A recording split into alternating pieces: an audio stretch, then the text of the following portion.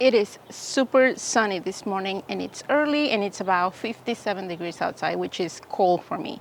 But I needed to take care of this guy. This sunflower is a volunteer. I actually showed you this little guy a few videos back that it was just here in the middle of the path, and now it's huge. It is literally blocking the pathway because I can't even go around. I will have to either jump around the bed, go around. So it's just so not convenient for it to be here. I have all of the raised beds over here on this side. It's kind of like a big jungle going on right now. And I have the garage on the other side. So I am working on a project today where I'm going to be collecting a bunch of flowers and a bunch of hydrangeas as well.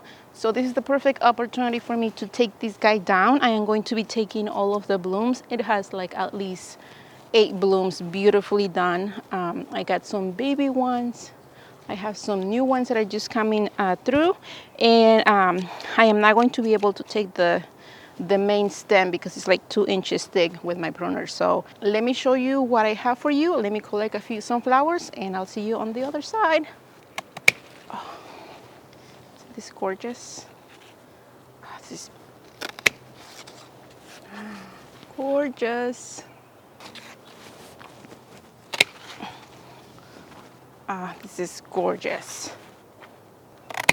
And this guy right here, ooh, this one is already spent.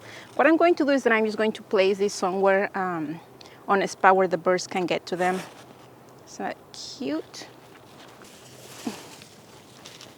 This is a lot of sunflowers. Look at that. Oh, beautiful.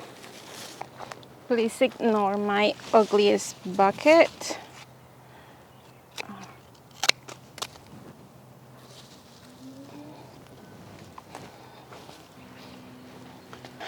Okay, so right about this time of the year, early August, middle of August, my hydrangeas are at their best. They're blooming. Some babies are just starting to develop.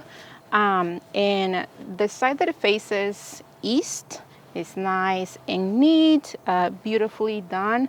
I keep them trim at the bottom, so all the blooms, the majority of the blooms are on the top. However, on the other side of the hedge, facing the west side, I feel like because of the wind, there is really no blockage from the west side. So all of the wind just hits them, and some of the blooms just flop a little too much for me. So what I do normally around this time of year, and you guys saw that last year, that I just go and I just cut all of the blooms at the bottom, the ones that are flopping, and then I just normally trash them. I know, really bad of me. But I decided that I'm just going to give those blooms away. And actually, this year I was contacted by another gardener who is part of a project called Growing Kindness Project.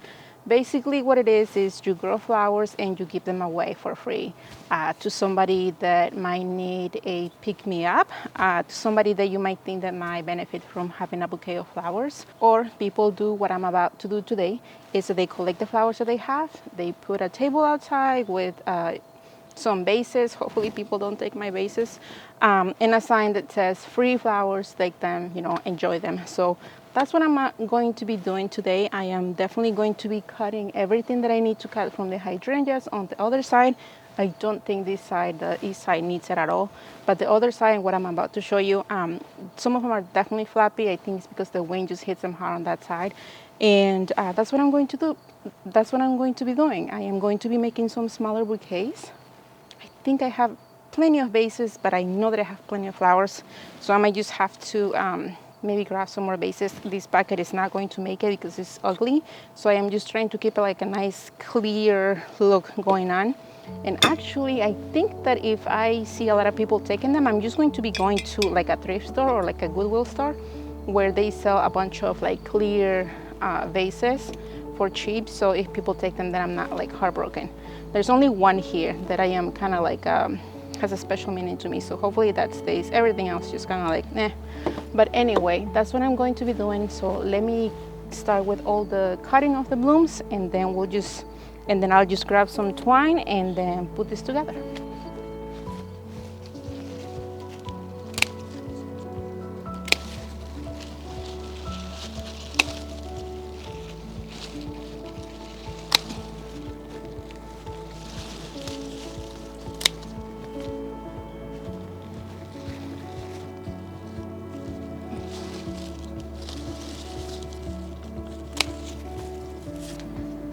So this is what I normally would do.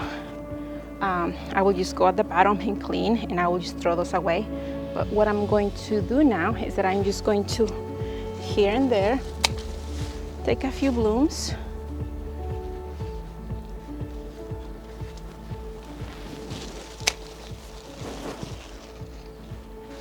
Look at that. I have 5 blooms in here. Look at that. Look how gorgeous it is. Oh my gosh. Okay, so I am going to bring all of these over there just to make sure that I have that I am not cutting too many blooms, because I only have 1 table, and I'm going to put them together, and if I have way more space for them, I am definitely going to come here and grab a bunch more.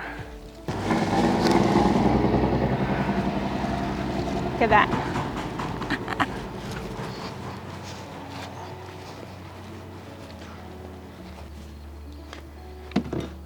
Okay, so after thinking about it, I realized that I am not going to be able to put more than 1 bouquet in the clear vases that I have.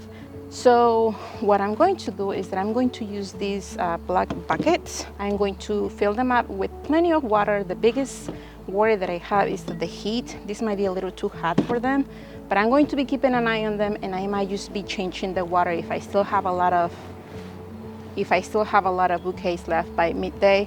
Then I'll probably just be adding fresh cold water to it. Here's a little tip. If you guys have a Kroger, a grocery store, Kroger or Marsh, I don't know if Marsh are still open, go to their floral department and ask if they have any containers, plastic containers, that they're getting rid of. What I found out last year was that Kroger, one of my local stores here in central Indiana, I don't know if they're national, they get rid of these plastic containers. They recycle them. So I went a couple of times and the lady just gave them to me for free. But anyways, these are going to be perfect, and I think these containers can hold at least 3 or 4 bouquets instead of having trying to fit 3 or 4 bouquets in these little guys.